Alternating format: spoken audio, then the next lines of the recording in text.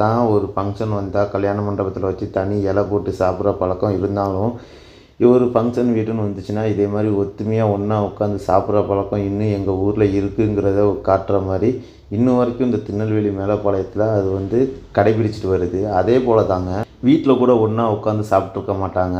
இதே மாதிரி ஒரு ஃபங்க்ஷன் வீடு வந்துச்சுன்னா அப்படி ஒன்றா உட்காந்து சாப்பிட்றதுல ஒரு சந்தோஷமும் ஒரு திருப்தியும் இருக்கும். அது எந்த ஊர்லலாம் இன்ன வரைக்கும் கடைபிடிச்சிட்டு வராங்கங்கிறத கீழே கமெண்ட் பண்ணுங்கள். அதே போல் இந்த ஊரில் வந்து ஒரு கல்யாண வீடோ இல்லை ஒரு ஃபங்க்ஷன் வீடோ வந்துட்டோன்னா இதே மாதிரி அந்த தெருக்களை வச்சு சாப்பாடு ஆக்கி அக்கம் பக்கம் வீட்டார் வந்து பக்கத்தில் நின்று ஹெல்ப் பண்ணுவாங்க.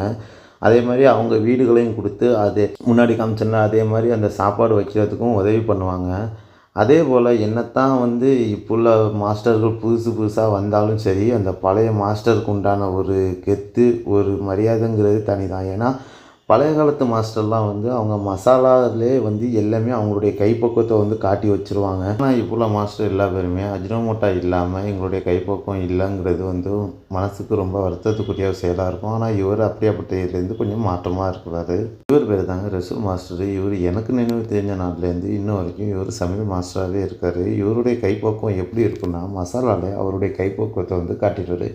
இவர் பிரியாணியோ நெய்ச்சோறோ இல்லை சேமியா பிரியாணியோ தக்காளியோ எது போட்டாலும் இவர் அடிச்சுக்க ஆள் இல்லை அப்படிங்கிற மாதிரி தான் இருக்கும்.